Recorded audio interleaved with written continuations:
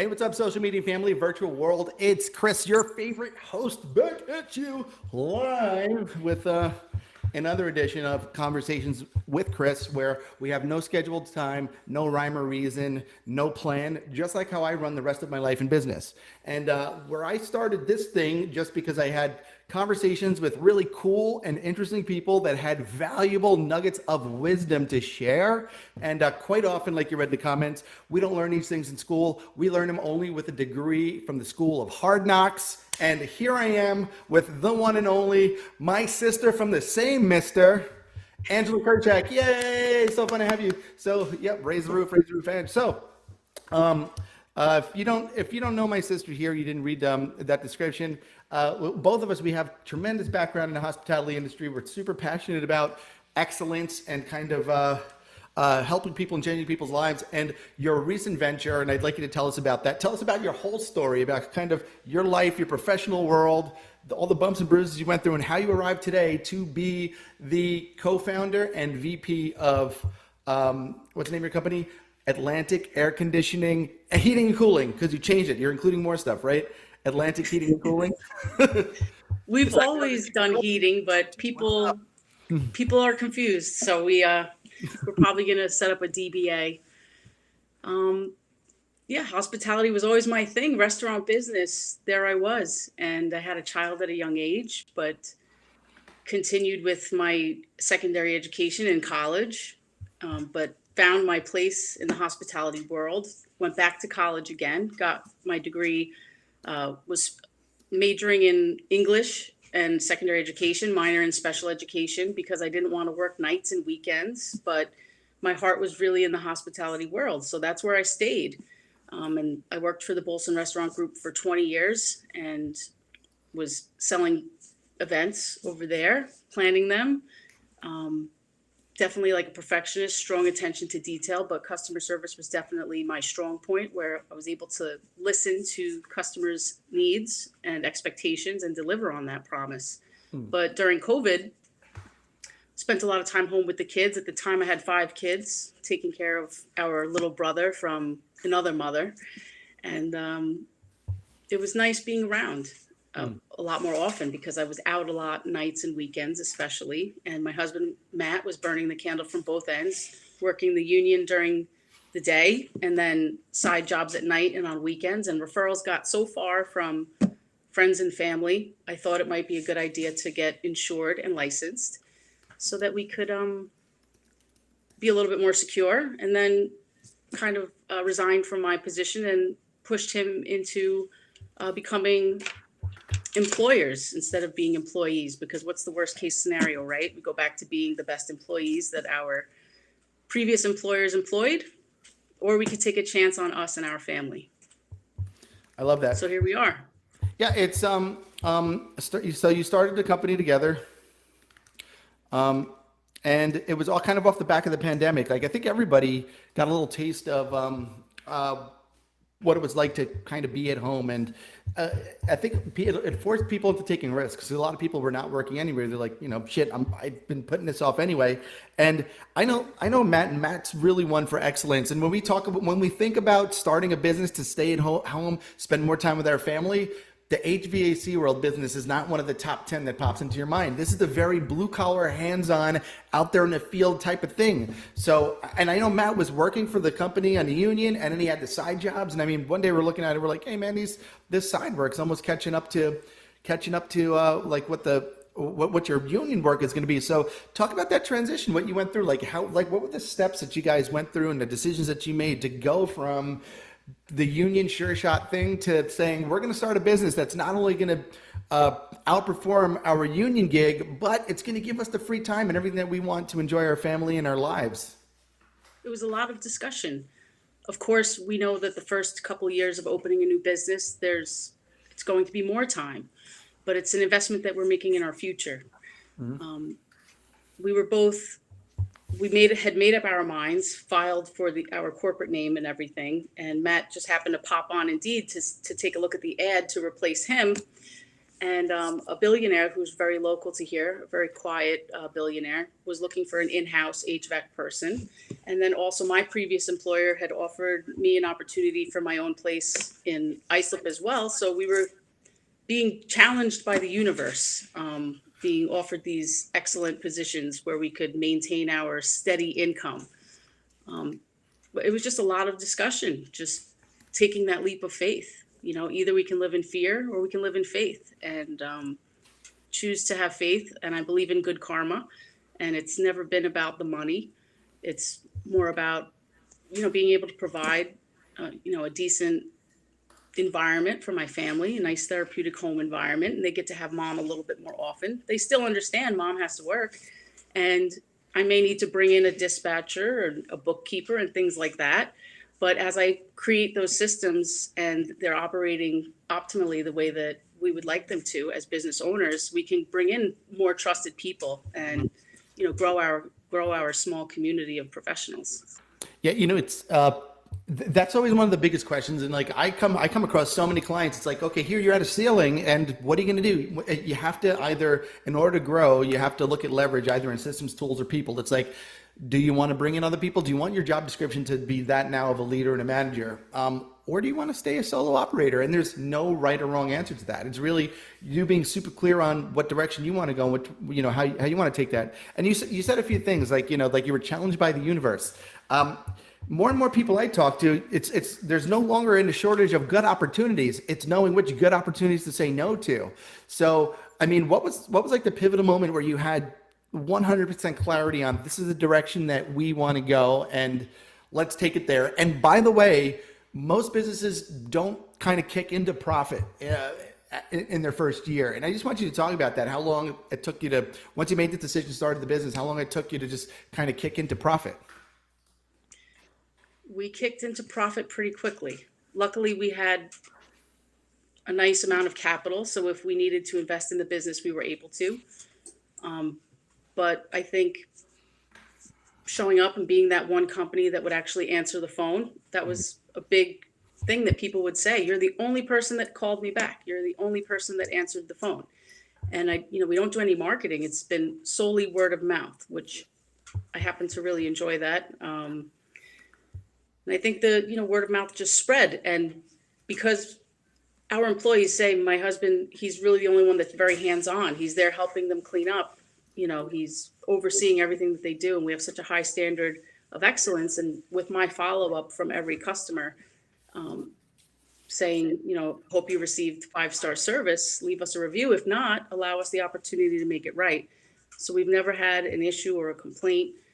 So that has allowed us the opportunity to grow. And it's been profitable from day one. Also not restricting ourselves to one brand of equipment or one supply house.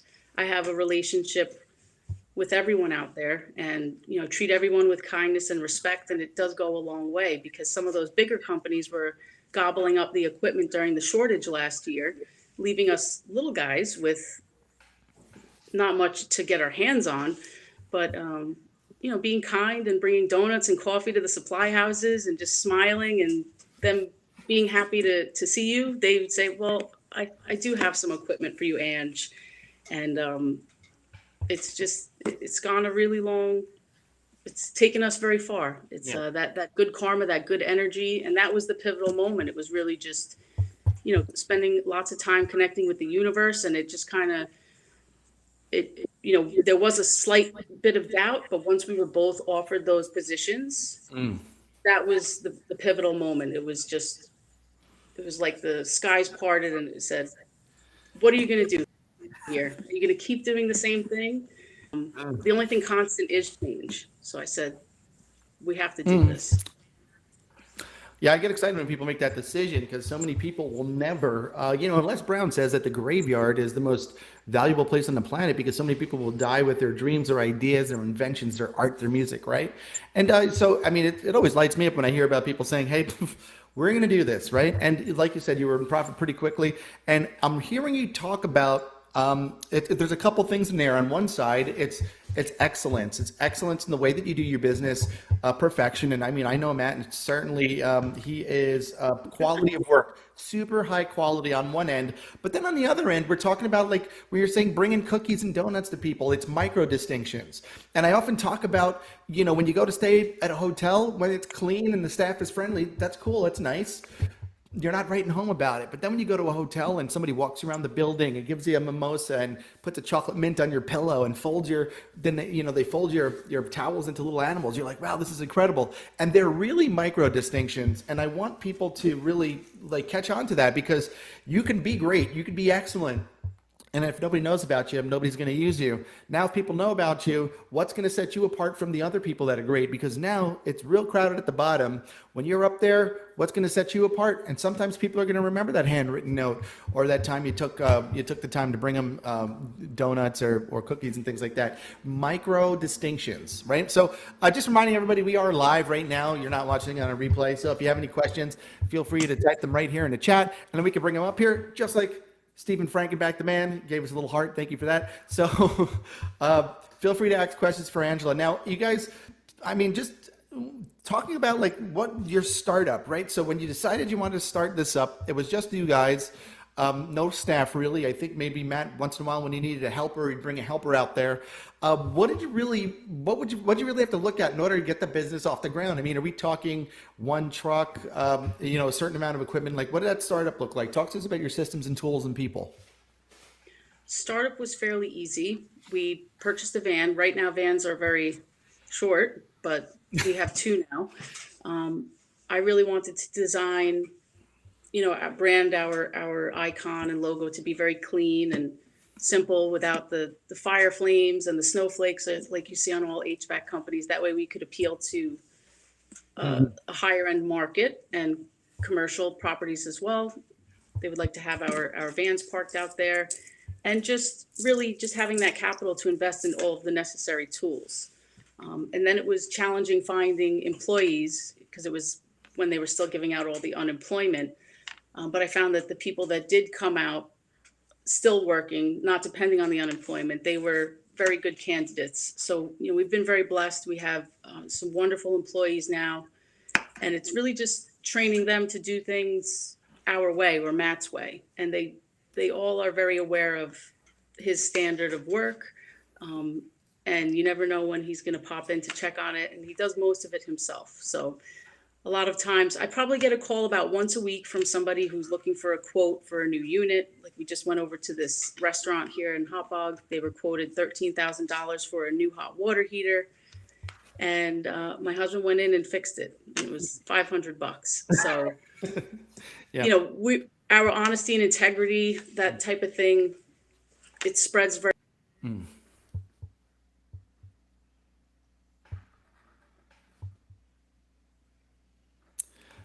You froze, and it's very funny. It's a very funny face freezing. I don't know if I'm frozen. Let me see. We lost Janj.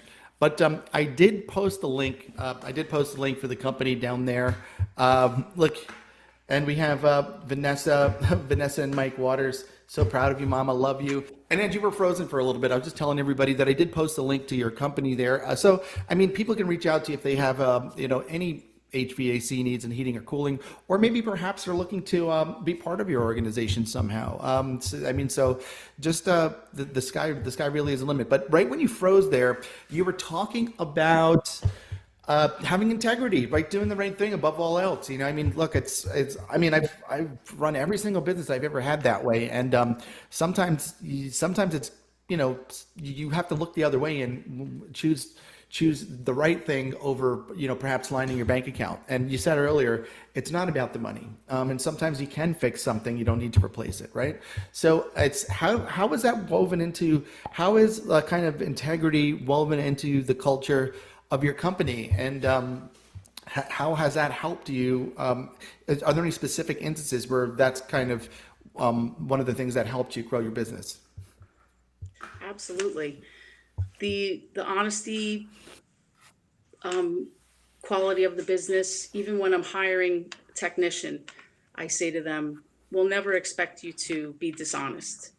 I said, and then they'll tell me stories of other companies they worked for where they were expected to sell a change out, a whole new system, even when, the system could have been repaired. And, I said, well, we're never going to put you in that situation. We're going to grow organically. If I'm expecting my employees to lie and steal and cheat to line my bank account, what are they stealing off of my vans and trucks? Or are they stealing time? All those things. So it's kind of like one big family. And I think that, our crew really enjoys working with us and wants to grow with us because we're all about sharing the wealth. And, we're not the only ones that should be making money if they're helping us make that money. So we want to be able to take care of their families as well. And it's really worked. I sleep well at night, and that's the goal. And just the freedom from having to work for an employer where I can't really pick and choose my clients and customers the way that I can now. So if it sounds like somebody that, maybe their expectations are really high, or, they're going to be a little bit of a pain in the ass, maybe this relationship isn't working out. There's plenty of business out there for us. So I like working with other people with the sort of the same mentality that, have an attitude of gratitude and can see the value in the service that we provide. Yeah, it was funny. I remember when I was visiting over there, man, was it Thanksgiving? And people were calling and they were having like these issues and you were like telling them to call somebody else. Yeah, well, I understand it's an emergency. We can't get out there. We can't get out there until Monday. Oh, we need somebody out there tomorrow. Well, there's plenty of people we can use. Yeah, right. Yeah, let me give you a phone number somebody could call. Kind of not compromising, doing the right thing, not over promising, not compromising what you've already decided. So I think that's important too, because it's real easy to say yes to everybody. And I think we all kind of get into a place where we drive ourselves crazy. I mean, I have a client like that now. I keep telling her to take a damn day off. And she's like, I'm going crazy. And I'm like, it's okay to tell people no. So one of the things you're saying is, hey, know who your client is, right? Know who your client is. Beth said, hi, guys. Hi, Beth. Hi, Beth. Cheese. Are you enjoying a nice slice of cheese? Look, my friend just sent me a whole case of wine. I don't drink that much wine anymore, but I'm like, I got something to go with the cheese, right? And that cheese in the month club is really good, by the way. That's a really good thing if you guys are familiar with it. So check that out. And on the subject of philanthropy, and you're talking about doing the right thing for your people. And I didn't want to wrap up without mentioning this. You recently found out that you have somebody that's working with you, a young guy that has got some kind of stomach cancer going on, something like that. Yeah, he's not that young. He's 36. What do you mean not that young? Well, he's not, not my youngest guy. Well, listen, when you think of cancer for people like that, when you think, I guess not that young. He has a family to support. He has a mortgage to pay. He works 2 jobs, and stage 2 stomach cancer. So, trying to help him recover as best he can without any additional financial stress. Okay. So, and is there, if anybody wanted to learn more about that or see how they can help, is there a site that they can go to that you have set up or anything? No, I didn't set up a GoFundMe because I wanted to give him 100% of it. But we are having a fundraiser the first Sunday in April at Grafton Street Pub in Hauppauge, and it'll be good times, dine and donate. But fundraiser, what's his name? Anything. I set up a kind of like an Amazon thing where you could ship items directly to his house. Okay. Things like that. What's his first name? Kevin. Fundraiser for Kevin, and that's going to be the first when? The first Sunday in April. I think it's the 3rd. April 3rd. At what time? Yeah, I'll have a graphic later on today. It should be good times. Yeah, we'll come back and we'll post it in the comments, but it's going to be April 3rd. Where? Grafton Street Pub in Hauppauge. Grafton Street Pub in Hauppauge. Okay. That's cool. Fundraiser for Kevin, Grafton Street Pub. Yeah. So, when you do have, did I spell that right? Yes. I quite often make mistakes here because I'm just typing so fast and trying to look. Good deal. So we'll get that graphic. We'll get a link if anybody wants to participate. Fundraisers are always fun, man. So April 3rd, I am going to be out of the country, but I'll be there in spirit, and let me know if there's anything I can do to contribute to the fundraiser items. You know, if you're a business owner out there, I know if you could contribute items to raffle off. You know, if you're a barber, or if you have a massage parlor or a hair salon or anything like that, or a babysitting service, a landscaping service, all these things, you guys can contribute items to be raffled off. That'll of course go to Kevin, and hopefully Kevin will feel better in no time. And I mean, I appreciate you doing that. And thank you for joining us today. And we had some guests, we had some people pop on. And thank you guys for coming on, Vanessa and Mike and Beth and Steve. Are there any parting words you have for people out there? Maybe something that if you could rewind and tell your 25-year-old self, or somebody that's thinking about starting a business, they're on the fence, or they're started a new business and they're struggling, or they're just kind of in an old business or an old job and they just kind of hate what's going on right now. I mean, is there any parting words you have for those people?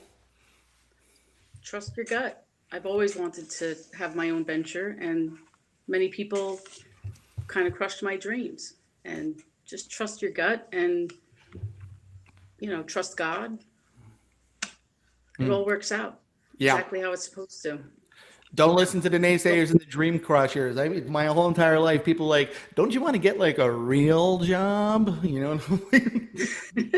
Oh, no. Anyway, I just want to talk to fun and exciting people. I want to drink beer. I want to sit on the beach. I want to go out on boats. And I don't want to have to look at price tags. And that's when life is good, right? So don't work your days away, right? Combine your life and your work. If you love what you do all the time, you'll never work a day in your life. It's really true. So thank you so much for joining us today. And we wish Kevin luck and wish him well. And hopefully we can get some people to come out to that thing. Let me know when you have, I don't know if you're going to create an event page on Facebook where people could register or, contribute or donate things, but we'll make sure we get that circulated. And again, the link for the website is there in the comments. You could click on it, and really easy to reach out. And you're pretty easy to get in contact with too, in between kind of running this company and running around with all those damn kids and everything. So thanks again for joining us. Thank you. All right, everybody. Thank you so much for having me.